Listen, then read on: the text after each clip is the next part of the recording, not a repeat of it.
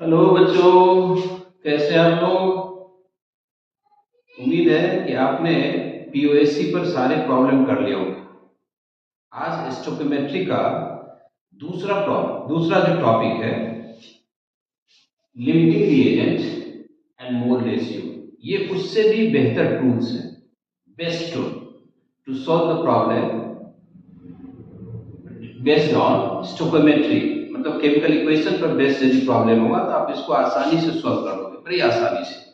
तो मैं अब इस टॉपिक को पिछले क्लास में बताया था। इस टॉपिक को केवल और केवल इस पर देखते हैं, न्यूमेरिकल के थ्रू। तो 7-8 प्रॉब्लम बताता हूं जिसके थ्रू आपको इस लिमिटिंग रिएजेंट और मोल रेशियो के बारे में कंप्लीट कंसेप्ट हो जाएगा। ठीक है, तो स्टार्ट करें। लिखें क्वेश्चन नंबर 1, पहला एग्जाम्पल दे रहा हूं। Number 1, P plus 2Q, P 2Q के साथ रिएक्ट करता है तो बनता है R। ओके, इस रिएक्शन में P लिया है, मान लेते हैं कि 5 मोल मिला, 5 मोल। अब Q ले रखे हैं 8 मोल्स। 8 मोल्स किसका है? Q का। तो पूछा गया इस R का नंबर ऑफ मोल कितना होगा, कितने मोल्स R बनेंगे। मतलब एक हाइपोथेटिकल इक्वेशन है, P plus 2Q gives R। R का कितना मोल बनेगा ये कैलकुलेट करनी है। तो इसके लिए सबसे पहले हम लिमिटिंग एजेंट की पहचान करेंगे, और बताया था सबसे आसान लास्ट क्लास में कि लिमिटिंग एजेंट होता है जिस रिएक्टेंट का मोल रेशियो लीस्ट हो, कम से कम हो, उसको आप कहते हो कौन सा चीज? Limiting reagent. ठीक, तो पहले हम लोग निकाल लें लिमिटिंग एजेंट। अब बताओ, पहले मोल रेशियो पालन करो। मोल रेशियो क्या होगा इसका? Mole ratio equal to number of mole. कितना मोल है? 5, डिवाइडेड बाय इस स्टोइकोमेट्रिक कोएफिशिएंट, यहां क्या है? 1, तो 1 से डिवाइड किया, कितना बच गया? 5। P का मोल रेशियो कितना है? 5। Q का mole ratio, number of mole कितना है? 8, divided by its number of mole, कितना? Sorry, its stoichiometric coefficient 8 moles है, स्टोइकोमेट्रिक कोएफिशिएंट कितना है? 2। तो यहां लिख देंगे कौन सा चीज? 2। कितना मोल हो गया? 4 मोल। मतलब Q का मोल रेशियो है 4 और P का मोल रेशियो है कितना? 5। So this one is higher than 4। तो जिसका मोल रेशियो लिस्ट होता है उसी को कहते हैं लिमिटिंग रिएजेंट। लिखेंगे सो Q इज लिमिटिंग रिएजेंट।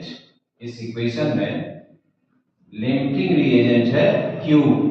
क्यों? तो वजह पता चल गया होगा, इसलिए कि Q का मोल रेशियो क्या है? लीस्ट है, कम से कम। अब ये Q डिसाइड करेगा कि R कितना बनेगा, तो आप इसके लिए भी कोरिलेट कर लें। मोल रेशियो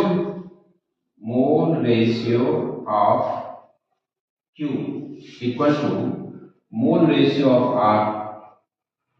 बिकॉज आपने पढ़ा था कि किसी भी रिएक्शन में प्रोडक्ट का अमाउंट क्या बनेगा ये डिसाइड कौन करता है? Mole ratio. जितना मोल रेशियो होगा, लिमिटिंग एजेंट का जितना मोल रेशियो होगा उतना ही प्रोडक्ट भी बनेगा। मोल रेशियो ऑफ R। अब आप बताओ, लिमिटिंग रिएजेंट का मोल रेशियो कितना है? 4। सो 4 इक्वल टू n, यानी इसका मोल मान लेते हैं n, अननोन है, इसलिए हम लोग लिखेंगे n इक्वल टू 4। यानी R का कितना मोल बनेगा? 4 मोल। इसकी जो अमाउंट है वो किस पर डिपेंड किया? लिमिटिंग एजेंट पर। इस पर डिपेंड नहीं किया। यहाँ 5 मोल लिया, कितना लिया, इस पर डिपेंड नहीं करता है। क्लियर? समझ में आ गया होगा? ओके, सेकंड क्वेश्चन चलो। Question number 2, how many gram of H2O will be formed, बनेगा by the reaction of 4 gram of hydrogen and 4 gram of oxygen। Hydrogen के 4 ग्राम, ऑक्सीजन के 4 ग्राम जब रिएक्ट करते हैं तो वाटर कितना ग्राम बनेगा?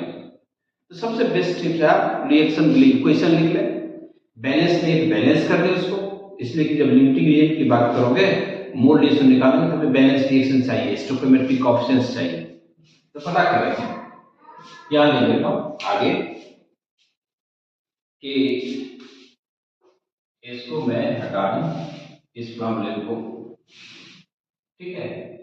लास्ट क्लास में थोड़ी ऑडियो प्रॉब्लम थी इसलिए इसको दोबारा डाल रहा हूं, काफी हेल्पफुल है, फायदेमंद होगा। यह प्रॉब्लम यहां देखना कैसे सोल्व करेंगे इस प्रॉब्लम को, तो यहां लिख रहा हूं H2 plus O2 gives H2O, चाहे फिजिकल स्टेट मेंशन हो या ना हो, दोनों केस में।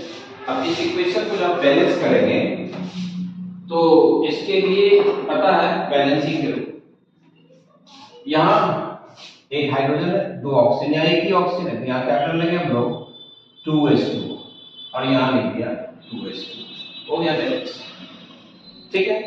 या फिर ऐसे भी लिख सकते हैं H2 प्लस हाफ O2, जो भी आपको आसान लगे, आंसर में कोई फर्क नहीं होगा क्योंकि यहाँ जितने स्टोइकोमेट्रिक कोएफिशिएंट है उसका जस्ट डबल कर दिया, रिजल्ट पर कोई असर नहीं होगा। मैं दोनों प्रोसेस लेके चल रहा हूँ, गिव्स H2O, या तो ये होगा या ये, बैलेंस है तो। अब चलो इस प्रॉब्लम में हाइड्रोजन का कितना मोल है, हाइड्रोजन का मोल है 4 ग्राम है, मोल नहीं है, ग्राम है। इसका मास दे रखा है 4 ग्राम, और ऑक्सीजन का भी मास कितना दे रखा है 4 ग्राम, दोनों का मास है 4 ग्राम 4 ग्राम, इक्वल मास है, ओके। अब इसको मोल में कन्वर्ट कर दो, मोल, इसके मोल कितने होंगे 4, हाइड्रोजन का मोलर मास कितना होता है 2 से डिवाइड किया, कितना होगा ये 2 मोल, और ऑक्सीजन का मोल निकालोगे तो mass divided by it's molar mass, तो ऑक्सीजन कितना हो जाएगा 32, कितना हो गया 1/8 मोल। चेक करो, ऑक्सीजन का 1/8 मोल और हाइड्रोजन का कितना 2 मोल, मतलब हाइड्रोजन का ज्यादा मोल्स लेके चल रहे हो, ओके। अब हम लोग लिमिटिंग एजेंट की पहचान करेंगे, बताओ यहाँ है 1/8 मोल, यहाँ कितना 2 मोल, यानी ये वैल्यू इससे काफी ज्यादा, जिस रिएक्टेंट का मोल रेशियो मिनिमम होता है उसी को कहते हैं लिमिटिंग एजेंट। यानी इस प्रॉब्लम में हम यहाँ लिखेंगे कि O2 is limiting reagent, O2 limiting agent है। अब O2 डिसाइड करेगा, ऑक्सीजन डिसाइड करेगा कि H2O कितना बनेगा, ओके। अब जब लिमिटिंग एजेंट पता चल गया तो हम लोग क्या लिखेंगे, मोल रेशियो, ठीक है। यहाँ पहले मोल निकाल दिया, एक मिनट जस्ट एक मिनट, एक और चाहिए, तो मोल निकाल लिया होगा O2 ही, लेकिन चेक कर लेते हैं। अब इसका मोल रेशियो, चलो मोल रेशियो ये कैलकुलेट ही नहीं किया भाई, मोल रेशियो तो number of mole divided by stoichiometric coefficients, number of मोल है, स्टोइकोमेट्रिक कोएफिशिएंट कितना है 2 से डिवाइड कर दिया, कितना हो गया 1, ऐसे चेक करेंगे। ये तो मोल ज्यादा था, इसको हटाएं, मोल रेशियो चेक करें, इसका मोल कितना है बताओ 1/8, और डिवाइडेड बाय इसका स्टोइकोमेट्रिक कोएफिशिएंट कितना है 1, दिखाई देता है 1 है, तो 1 से डिवाइड करें, यानी ये कितना हो गया 1/8, तब भी वही पता चल रहा है, मतलब इसका मोल रेशियो 1/8, इसका कितना है 1, और इसलिए हम कहेंगे कि ऑक्सीजन का मोल रेशियो कम है और हाइड्रोजन का मोल रेशियो ज्यादा है, तो जिसका मोल रेशियो कम होगा, मिनिमम होगा, that will be what, limiting reagent. इसलिए हम लोग कह देंगे कि O2 इज लिमिटिंग रिएजेंट। जल्दी नहीं करना, ये नहीं कि मोल का नंबर देख लेते हैं, हमें चेक करना है किसका नंबर, तो मोल रेशियो का, मोल रेशियो की वैल्यू देखो, जिस रिएक्टेंट के मोल रेशियो लीस्ट होगा वो होगा लिमिटिंग एजेंट, और वही लिमिटिंग एजेंट डिसाइड करेगा कि प्रोडक्ट का कितना मोल बनता है, ठीक है, कितनी अमाउंट बनेगा, तो O2 हो गया लिमिटिंग एजेंट। अब हम लोग इस रिएक्शन में हमें पूछा गया किसका, वाटर का, वाटर की क्वांटिटी, पहले मोल निकाल लेते हैं फिर ग्राम में कन्वर्ट करते हैं। अब लिखेंगे since O2 is limiting agent, so mole ratio of O2 equal to mole ratio of H2O, H2O का क्वांटिटी निकालनी है, हो गया।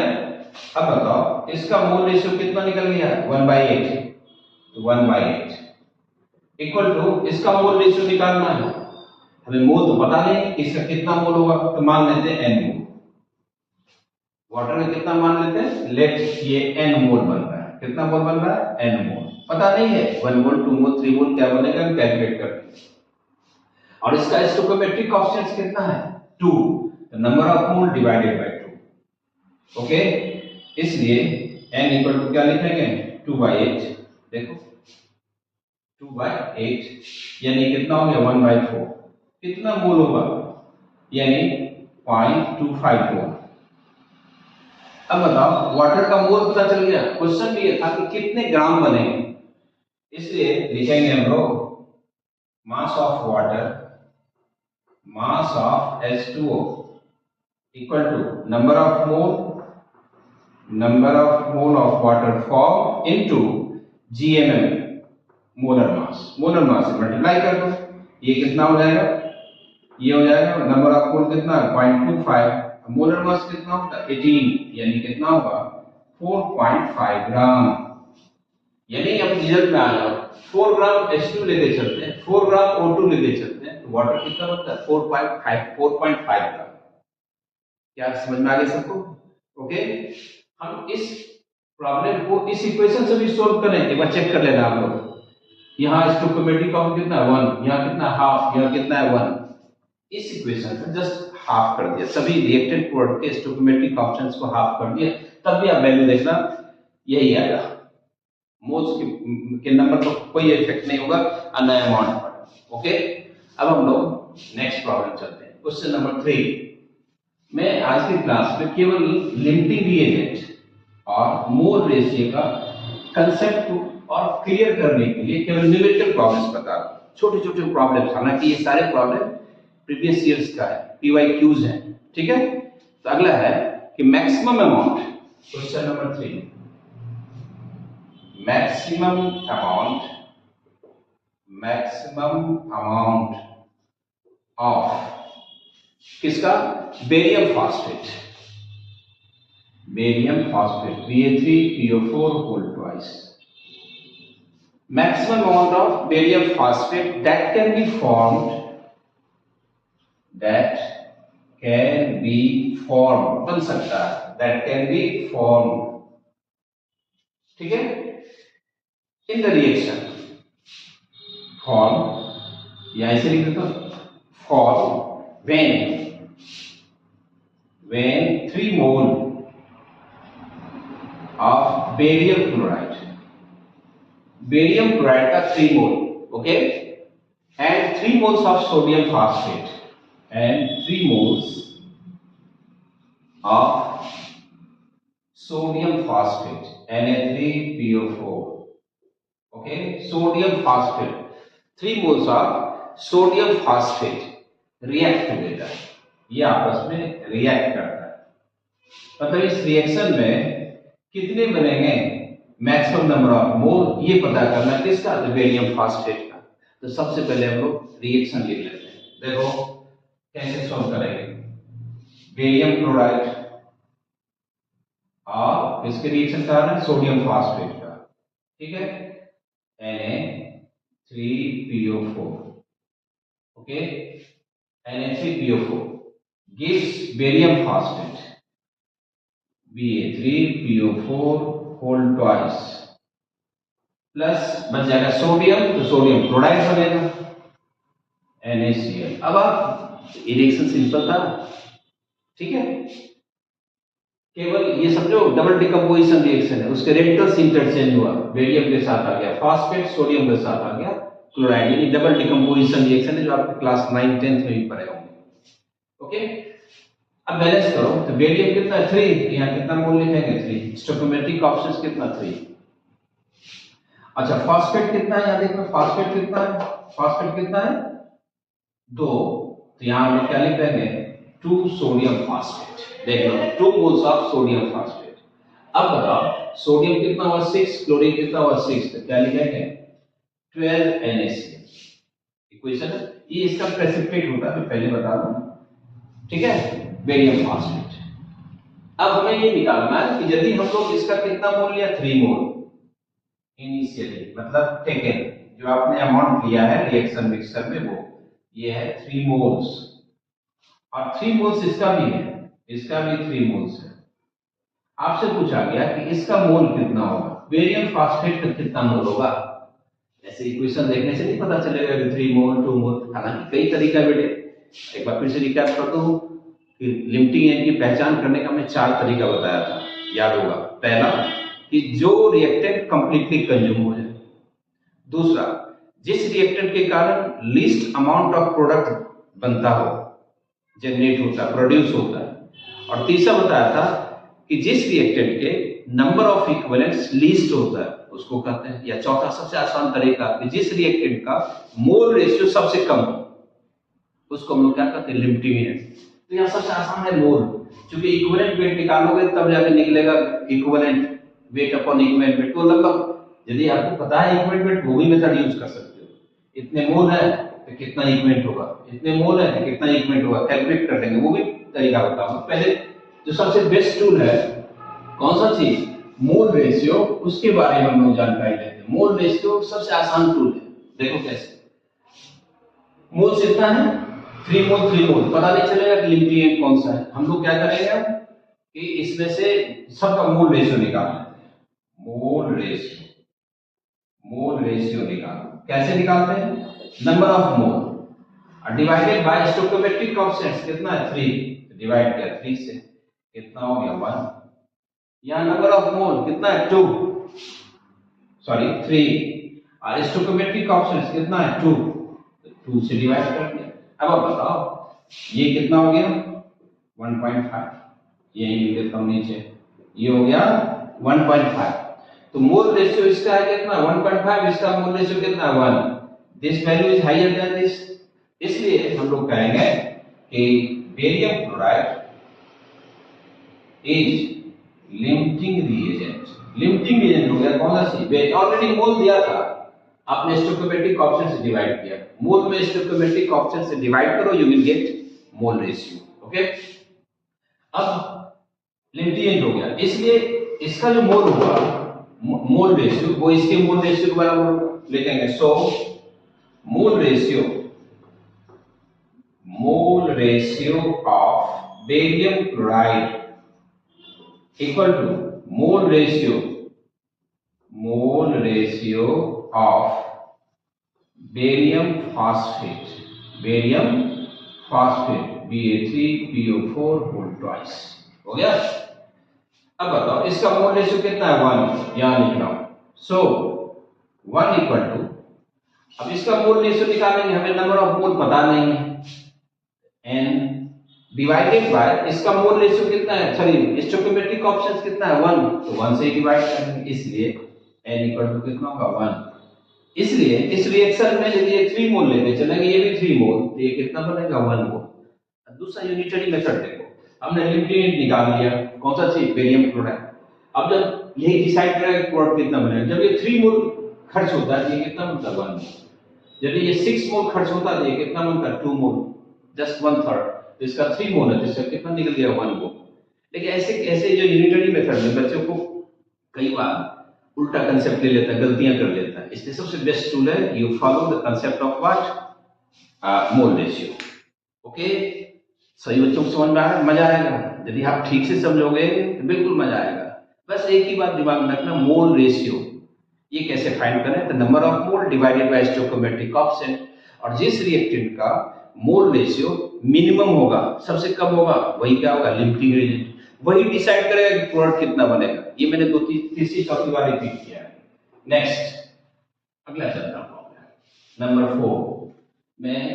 आज की क्लास में केवल न्यूमेरिकल प्रॉब्लम के थ्रू आपको इस मोल क्या कहते हैं, लिमिटिंग रिएजेंट और मोल रेशियो का परफेक्ट कंसेप्ट देने जा रहा हूं, ठीक है। अगला क्वेश्चन नंबर 4, फोर्थ क्वेश्चन है, एक रिएक्शन है, ठीक है, कौन सा, SO2 H2S, पता होगा कि सल्फर डाइऑक्साइड गैस और H2S को मिक्स करोगे तो हमेशा सल्फर क्या होता है, अलग हो जाता है, वाटर का सल्फर इन द रिएक्शन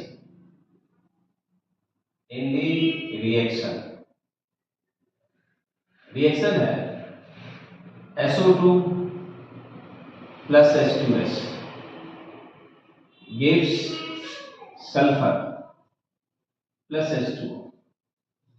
इस रिएक्शन में और दे रखा है कि 1 मोल हमने लिया SO2 का और 1 मोल लिया H2S का, तो सल्फर का कितना ग्राम बनेगा। क्वेश्चन ये है कि इसका कितना ग्राम होगा यदि आपने इसका 1 मोल लिया, इसका भी 1 मोल लिया। 1 mole of SO2, 1 mole of H2S react together to form sulfur। अब how many grams of sulfur is formed? Okay, तो सबसे पहले हम लोग क्या कर लेंगे, रिएक्शन को बैलेंस कर लेंगे। देखो ऑक्टेन ग्रुप है, यहाँ हमें क्या लिखना होगा 2H2। ओके, अब 2H2 है 4 हाइड्रोजन हुआ, इसको क्या कर लेंगे 2H2S। सल्फर कितना मोल बनेगा 3। Stoichiometric constant of sulphur 3 of H2S2 and SO2 has a stoichiometric constant equal to what 1। now mole ratio निकालो कि कौन लिमिटिंग रीजन कौन सा है, इसका 1 मोल है। यहां लिख देता हूं mole ratio. First of all define mole ratio, दोनों रिएक्टेंट का मोल रेशियो निकालें। कितना मोल है 1 डिवाइडेड बाय स्टोइकोमेट्रिक कांस्टेंट कितना है 1, 1 से 1 में डिवाइड किया कितना होगा 1। इसका कितना मोल है 1, स्टोइकोमेट्रिक कांस्टेंट कितना है 2 से डिवाइड किया यानी ये कितना हो गया 0.5।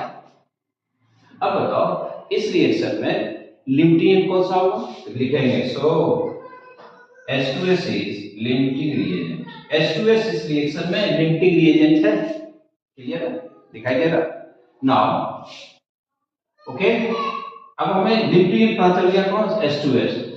सल्फर का क्वांटिटी निकालना है, अमाउंट निकालना है, सल्फर का मोल निकालो, मोल निकल जाएगा तो ये भी निकल जाएगा। ओके, तो हम कैसे फाइंड आउट करें, लिखेंगे mole ratio of limiting reagent मतलब H2S, mole ratio of H2S equal to mole ratio of sulphur.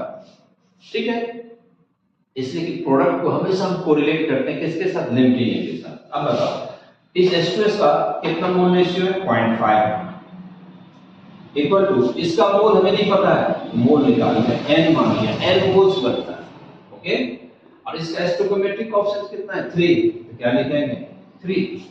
ध्यान से देखना, ये n मान लिया मोल्स, कितना मोल बनता है, और स्टोइकोमेट्रिक कांस्टेंट कितना है 3, तो 3 से डिवाइड किया, इसलिए इसके मोल निकल गया कितना 0.5 into 3 यानी कितना हो गया 1.5 मोल।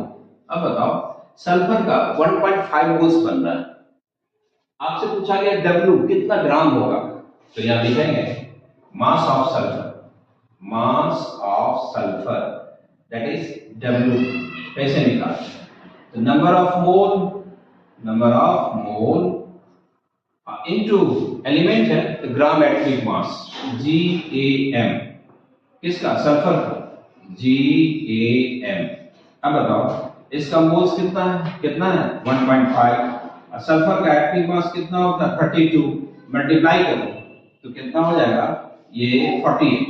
देखो 48 ग्राम है सल्फर बनेगा 48 ग्राम। मोल की बात करें तो 1.5 मोल, और यदि मास की बात पूछा जाए तो कितना हो गया 48 ग्राम।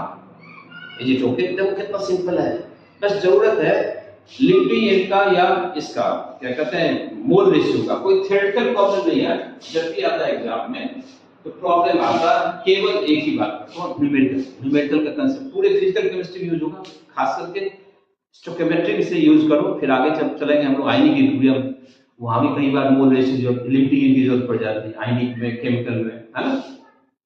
नेक्स्ट पॉइंट पे चलते हैं, नेक्स्ट प्रॉब्लम नंबर ये था 4, 5 चलो नेक्स्ट प्रॉब्लम 5, प्रॉब्लम नंबर 5 मैंने हेडिंग रहने दिया ताकि आपको याद रहेगा हमेशा। फिफ्थ क्वेश्चन है कि रिएक्शन लिखा हुआ है फेरस सल्फाइड, ये आयरन पायराइड का FeS2 का। क्वेश्चन नंबर 5 एग्जांपल दे रहा हूं इसका। इन दी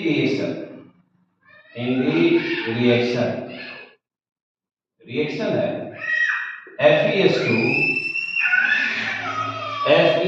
H2, ओके, प्लस इसको आप बर्न करते हैं in presence of what, water, FeS2 H2O O2, ठीक है। ये FeS2 को H2O और O2 के साथ आप रिएक्ट कराते हो, ठीक है, तो बनता है ferric hydroxide FeOH whole thrice, plus by product पे निकल जाता है फेरस हाइड्रोक्साइड के अलावा sulphur, 6 moles of sulphur. Reaction balance कर लेते हैं, पहले बैलेंस करके देखें फिर क्या होगा, उसके बाद आगे बढ़ता हूं।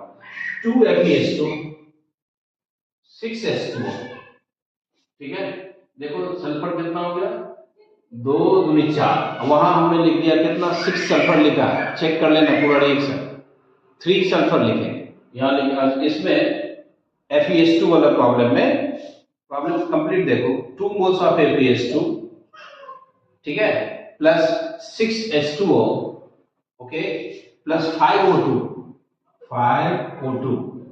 गिव्स, यहां देखें तो आयरन कितना हो गया यहाँ 2, तब आप लिखेंगे यदि आयरन के नंबर, तो यदि 2 लिखोगे तो उससे काम नहीं चलेगा। आयरन यहाँ हम लोग लिखते हैं कितना, 4 लिखे, इसको कर लो 4, तो इसको भी हम लोग डबल करते हैं। देखो हाइड्रोजन देखते हैं हम लोग कितना है 12, हाइड्रोजन यहाँ में कितना है 12, ऑक्सीजन हो गया कितना 4, 12 यहाँ है, और यहाँ हमारे पास 6 है, तो यहाँ हम लिख लेंगे कितना O2, 3O2। पहले कंप्लीट रिएक्शन लिख लेते हैं, उसके बाद बात करेंगे। 6H2 3O2।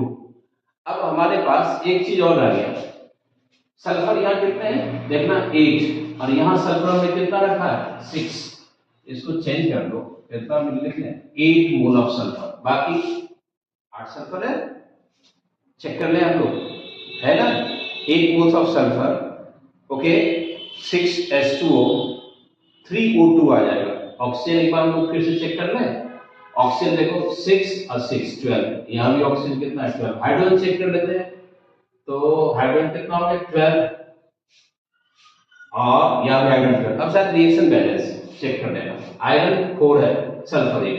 अब आप इस रिएक्शन में आपसे ये पूछा गया, ध्यान समझना कि 1 मोल लिया आपने FeS2 का, और 2 मोल्स लिया वाटर का, और 3 मोल्स ले लिया ऑक्सीजन का, तो यहाँ लिख रहा हूं 1 सेकेंड, मैंने प्रॉब्लम को सिंबल में लिखी, ठीक है, शुरुआत में आपने लिया था वो डेटा बता, 1 मोल FeS2, 2 मोल्स H2O, वाटर कितना 2 मोल्स लिया है, ठीक है, और O2 का लिया 3 मोल। तो पूछा गया इसके मोल कितने बनेंगे, फेरिक हाइड्रोक्साइड कितना बनेगा ये कैलकुलेट करिए, फेरिक हाइड्रोक्साइड कितने मोल बनेगा, ठीक है, रेडी, यहां देखो चेक कर लें। अब हमें इस यहां 3 रिएक्टेंट बताया था कि यदि किसी रिएक्शन में एक ही रिएक्टेंट हो तो किसी लिमिटेंट की जरूरत नहीं है, एक से ज्यादा है 2 3 4 है तो लिमिटेंट चाहिए आपको, बगैर लिमिटेंट का हम लोग कोई भी कैलकुलेशन नहीं करेंगे, खास करके प्रोडक्ट का क्वांटिटी निकालने के लिए आप नहीं कर सकते, ठीक है। तो हम सबसे पहले इस सब का मोल रेशियो निकाल लेते हैं, मोल रेशियो कैलकुलेट करें, तो इसका मोल रेशियो देखना, नंबर ऑफ मोल कितना है 1, नंबर ऑफ मोल कितना है 1, एस्टोक्रोमेटिक कोएफिशिएंट कितना है 4 से डिवाइड किया, इसका मोल कितना है चेक करना 2, ठीक है 2 मोल है, और यहाँ मोल एस्टोक्रोमेटिक कोएफिशिएंट कितना है 6 से डिवाइड करो, तो ये हो जाएगा 1/3, ये हो गया 1/4। O2 की बात करें, यहाँ ये कितना है देखना चेक करो 3 मोल है, एस्टोक्रोमेटिक का कितना 3, यहाँ 3 से 3 में डिवाइड किया, ये कितना हो गया 1, तो इसका बना 1/4 मोल, इसका बना मोल रेशियो 1/4, इसका 1/3, इसका 1, ठीक। अब बताओ सबसे लिस्ट जो अमाउंट है, लिस्ट मोल रेशियो किसका है FeS2 का, इसलिए हम लिखेंगे FeS2 is limiting agent, FeS2 is limiting agent. यदि हम यहाँ 2 मोल लेके चलते तो ये हाफ हो जाता है, फिर गलत, पहले रिएक्शंस को बैलेंस करें उसके बाद हमें पता चल जाएगा, ओके। चलो, इसलिए लिखेंगे कि मोल रेशियो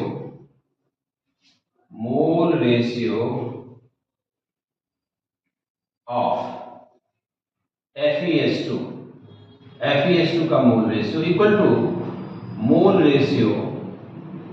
अब ये ऐसा प्रोसेस है कहीं भी आप गलत नहीं होगा, ठीक है। मोल रेशियो ऑफ FeOH थ्राइस, जिसके निकालने उसके साथ कोरिलेट करते। अब इसका मोल रेशियो कितना है 1/4, इसका मोल हमें पता नहीं है n, और इसका से चेक कर लेना कितना है 4, तो 4 से डिवाइड किया, यानी n की वैल्यू कितना हो गया 4। ये तो वो कैलकुलेशन। और एक ऑब्जर्वेशन मेथड देखो ना, ये लिमिटिंग एक है तो पता चल गया होगा कि यदि हम इसका कितना लेके चले 4 मोल, तो ये भी कितना होगा 4 मोल। लिमिटिंग यदि 2 मोल होता है तो ये भी कितना बनता है 2 मोल। क्योंकि इस दोनों का मोल रेशियो, अब देखो यहाँ भी नंबर ऑफ मोल निकाल लेंगे ना 4, राइट। इसके मोल रेशियो बराबर होगा, तो ये भी 4, ये भी 4, ये 2 तो ये भी 2, ये 3 तो ये भी 3, ऐसे भी हम कैलकुलेट कर सकते हैं। लेकिन हमेशा मोल रेशियो कंसेप्ट यूज करो, हमेशा एरर फ्री आपको मेथड मिलेगा। 4 मोल्स है, is it okay, yes no, पता चल गया होगा। अब हम लोग आगे बढ़े नेक्स्ट प्रॉब्लम में, ठीक है। नेक्स्ट प्रॉब्लम पे तब चलते हैं, क्वेश्चन नंबर 6। चला क्वेश्चन, जितने टाइम लगे हम न्यूमेरिकल बता रहे हैं, अभी 2 बार देखना वीडियो। और ये 6 प्रॉब्लम, 8 प्रॉब्लम, 10 प्रॉब्लम केवल इलस्ट्रेशन के लिए करना था आप को, ठीक है। अगला क्वेश्चन है question number 6। 12 gram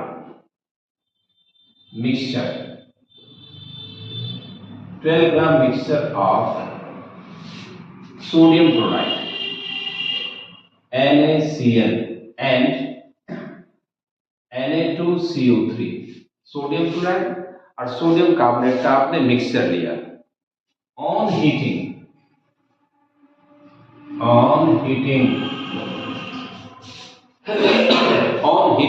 with dilute hydrochloric acid solution, okay, on heating with dilute hydrochloric acid solution. बात समझ आ रही है। अब आपसे पूछा गया जब आप इसको हीट करते हैं तो इसमें CO2 का बनता है 2.24 ग्राम, देन गिव्स लिख लेता हूं, gives 2.24 gram of CO2। Carbon dioxide gas 2.24 बनता है। अब आपसे पूछा गया कि इस मिक्सचर में सोडियम क्लोराइड का कितना अमाउंट है, कितना ग्राम सोडियम क्लोराइड है, कितना ग्राम सोडियम कार्बोनेट है, ठीक है। क्वेश्चन है फाइंड व्हाट नंबर ऑफ, या find amount of NaCl in the given mixture. इस मिक्सचर में आप सोडियम क्लोराइड का अमाउंट पता करें कि कितना ग्राम सोडियम क्लोराइड है, ठीक है। मिक्सचर दिया हो तो कैसे कैलकुलेट, बहुत आसान है। सबसे पहले ये सीखो कि सोडियम क्लोराइड और सोडियम कार्बोनेट की रिएक्शन यदि हम HCl के साथ कराएं मिक्सचर के साथ, तो रिएक्शन में कंज्यूम कौन होगा, खर्च कौन होगा, केवल होगा सोडियम कार्बोनेट। मेटल का कार्बोनेट है, एसिड के साथ, डाइल्यूट एसिड के साथ रिएक्ट करेगा, CO2 बनाएगा। ये NaCl चूंकि न्यूट्रल सॉल्ट, इसलिए ये रिएक्शन करेगा। ये मतलब इस रिएक्शन में जो भी आपने HCl लिया है और ये HCl एक्सेस में on heating with access dilute HCl, आपने एक बीकर ले लिया HCl डाइल्यूट, उसमें डाल दिया इस मिक्सचर को। किसका मिक्सचर, सोडियम क्लोराइड और सोडियम कार्बोनेट के मिक्सचर को डाल दिया, राइट। हीट किया, कार्बन डाइऑक्साइड बनता है, कितना बनता है 2.24 ग्राम, ठीक है। अब आप चलो, इसका मतलब ये जो एसिड यूज हो रहा है वो किसके साथ रिएक्ट करता है, सोडियम कार्बोनेट का। यानी हमारे लिए जो ऑथेंटिक रिएक्शन होगा तो वो क्या होगा, सोडियम कार्बोनेट ये HCl के साथ रिएक्ट करेगा, बना लेगा NaCl plus CO2 carbon dioxide. अब दो सोडियम है तो यहाँ 2NaCl, इसको क्या कर लेंगे 2H रिएक्शन लिख लिया। अब हम लोगों ने मान लिया कि इस मिक्सचर में सोडियम क्लोराइड का वेट W ग्राम है, ठीक है। तो यहां लिख देता हूं कि let weight of NaCl in the mixture equal to how many gram W gram. मान लेते हैं सोडियम क्लोराइड का वेट कितना है W ग्राम, इसलिए बताओ वेट ऑफ सोडियम कार्बोनेट कितना होगा, तो टोटल वेट कितना था 12 ग्राम माइनस W, ये निकाल लिया सोडियम कार्बोनेट का वेट, सोडियम कार्बोनेट का वेट निकाल लिया। ओके, अब लोग इस वेट को कंपेयर यहां करेंगे मोल, तो यहां कितना वेट है ये W 12 माइनस W ग्राम, देखो। और HCl एक्सेस में, इसका मतलब जो रिएजेंट एक्सेस लोगे चलो वो कभी भी लिमिटिंग एजेंट होगा नहीं, यानी लिमिटिंग एजेंट यही होगा, कौन होगा सोडियम कार्बोनेट। NaCl पहले हटा दिया, रिएक्शन में पार्टिसिपेट ही नहीं करता, कंजम्पशन नहीं होगा। ओके, HCl एक्सेस में एक्सेस जो रिएजेंट होता है वो कभी भी लिमिटिंग एजेंट नहीं होता, आप कभी कुछ भी करो, ठीक है, ये लिमिटिंग एजेंट हो गया। W माइनस कितना 12 माइनस कितना W ग्राम, इसके मोल निकाल लेते हैं, इसका मोल कितना होगा 12 माइनस W डिवाइडेड बाय इसका मोलर मास, दो सोडियम 46, कार्बन कितना 12 और ऑक्सीजन 3 है, कितना होगा 48, ऐड करो 106, ये इतने मोल है। लिमिटिंग का मोल आ गया, तो हमने क्या पढ़ा था कि किसी भी रिएक्शन में जो प्रोडक्ट बनता है, प्रोडक्ट उसका मोल रेशियो किसके बराबर होता है, मोल रेशियो ऑफ लिमिटिंग एजेंट। ये पता चल गया, मोल आ गया। अब मोल आने के बाद हम इसका क्या निकाल लेंगे, मोल रेशियो। प्रॉब्लम को मिटा रहा हूं, चेक करना, नोट कर लिया होगा प्रॉब्लम, यहाँ इन सारी बात को हटा दें, हम लोग यहाँ पर आ जाए कि so mole ratio of limiting agent means sodium carbonate Na2CO3 equal to mole ratio of what CO2, जिस प्रोडक्ट के बारे में पूछा गया, मोल रेशियो ऑफ CO2 के मोल रेशियो के बराबर होगा। ओके, अब इसका मोल रेशियो निकालो भाई, 12 माइनस W डिवाइडेड बाय 106, ये हुआ मोल। अब बैलेंस रिएक्शन में इसका स्टोइकोमेट्रिक कांस्टेंट कितना है 1, तो डिवाइड कर देंगे 1 से, देख लो, इक्वल टू मोल रेशियो। अब कार्बन डाइऑक्साइड का मोल निकाल लेंगे हम लोग, तो कितना दिया है 2.24 ग्राम। अब इसमें डिवाइड कर लोगे मॉलिक्यूलर वेट कितना 44 से, ठीक है, 44 से डिवाइड कर, मोल आ गया। और इसमें इसका जो स्टोइकोमेट्रिक कोएफिशिएंट है कितना 1 से कर लिया, यानी दोनों का स्टोइकोमेट्रिक कोएफिशिएंट इक्वल है, तो दोनों के मोल भी क्या होंगे, इक्वल होंगे। Whenever stoichiometric coefficient of what two reactants or products are equal, then their number of moles are equal, equate कर लेंगे। यानी हमारे पास रिजल्ट हुआ कि 12 minus W divided by 106 equal to 2.24 divided by 44, हो गया, कैलकुलेट कर लिया। अब आप W वैल्यू कैलकुलेट कर लेना, होशियार हो। W की वैल्यू यदि आप कैलकुलेट करेंगे इस क्वेश्चन में आ जाएगा 6.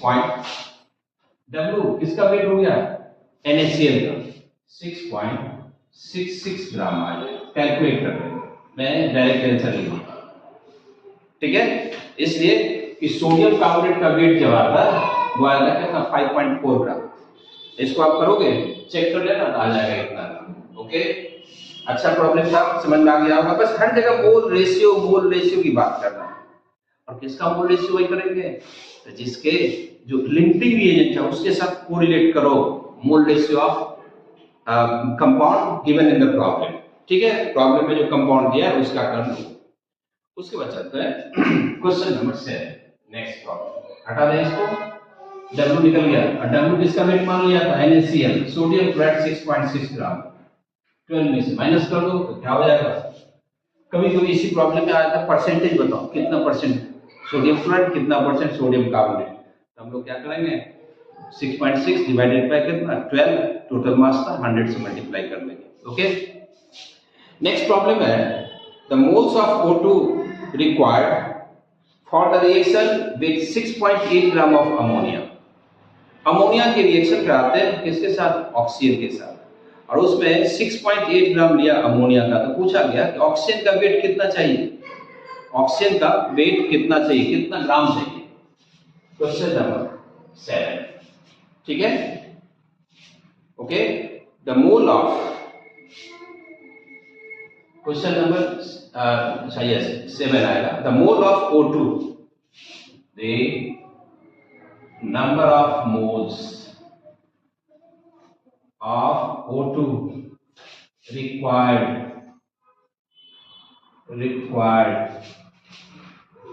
in the reaction of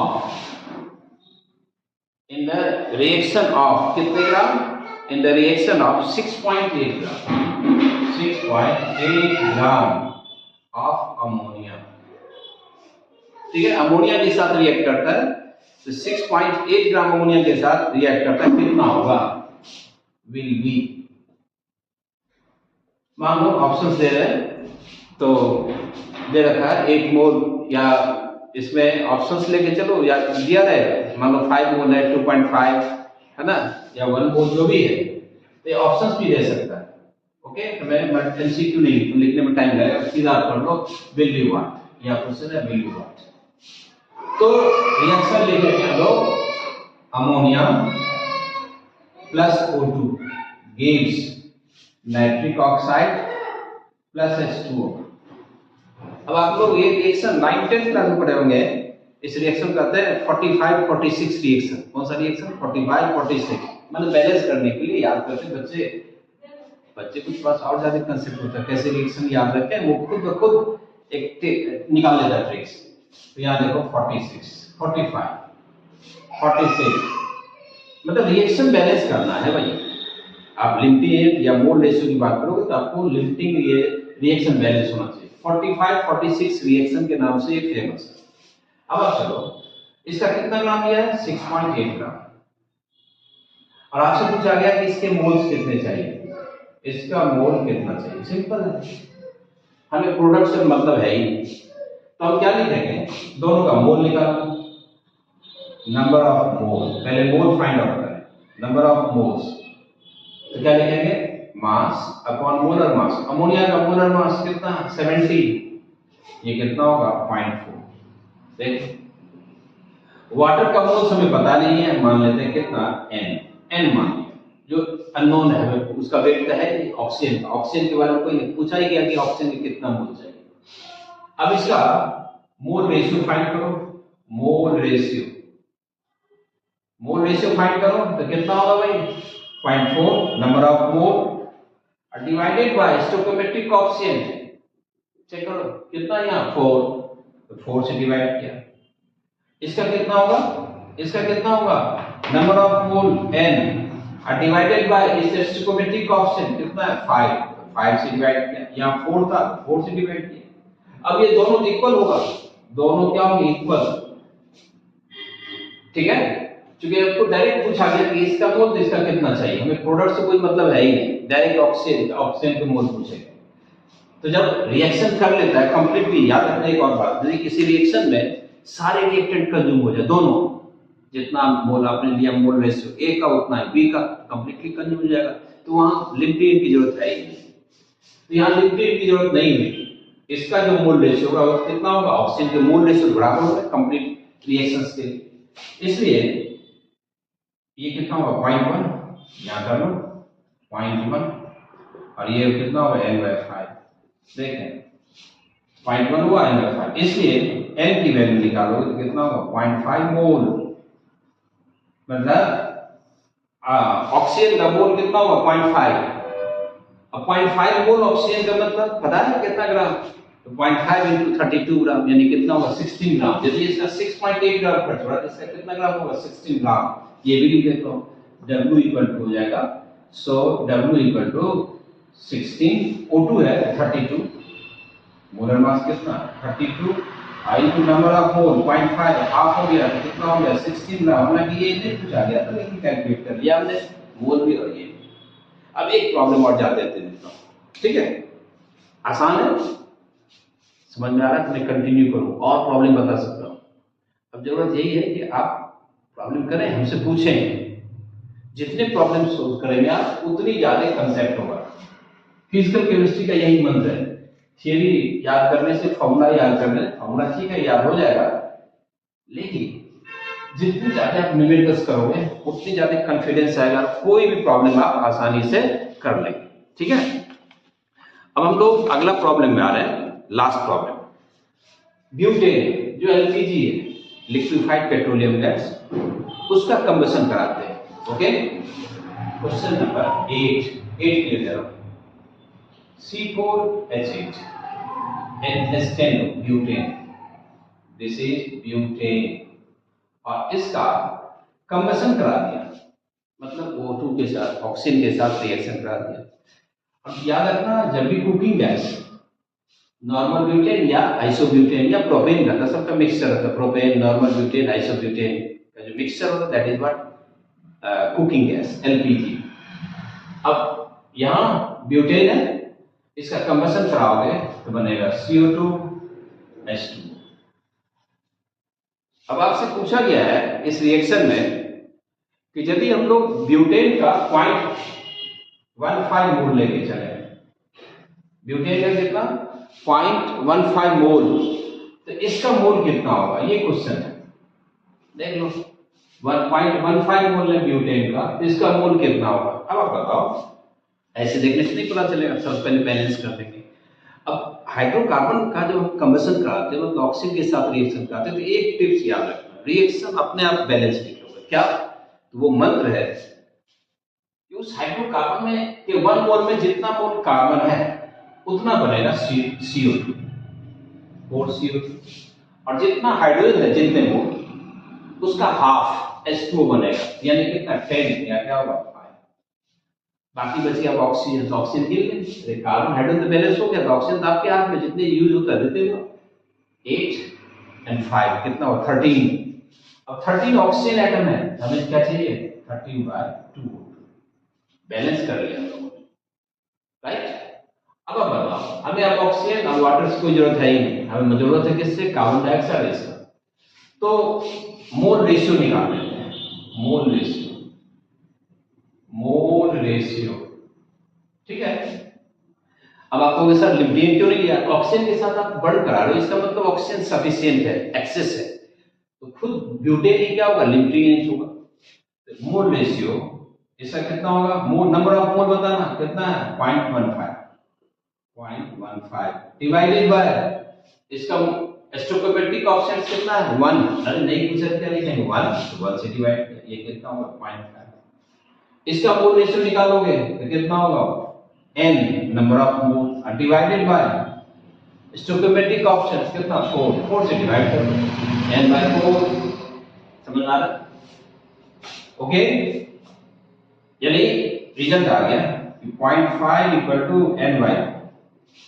so n निकालना है, नंबर ऑफ मोल निकालने हैं, दोनों को मल्टीप्लाई करो, 0.5 into 4 यानी कितना होगा 2 मोल्स होंगे। यदि आप ये 0.15 मोल लेके चलोगे तो ये कितना बन जाएगा 2 मोल। एक बार फिर से चेक कर लें, 0.5 ओ एक मिनट हमने गलती कर दी बेटे, चेक करो, ये 1.15 था, यहाँ 0.15, ये भी 0.15, इस सोच रहा कितना ज्यादा हो गया, ठीक है, यहाँ 0.15, ओके। अब सही है, अब इसका निकालो तो कितना हो जाएगा 60, ठीक है, 60 हो गया तो कितना होगा 0.6 मोल, 0.6 मोल बनेगा। ये करेक्ट आंसर, हमने डेटा गलत लिख रखा था, ये 0.15 मोल था, ये कितना बन जाएगा 0.6 मोल, तो ये 0.15 ये कितना, अरे ठीक देखो इसका 4 टाइम्स आ गया, क्योंकि यही लिमिट है जिसका जितना मोल यूज हो रहा है, मोल रेशियो 0.15, इसका 1 है, इसका कितना 4, इसका 4 गुना ज्यादा होगा, तो 0.15 × 4।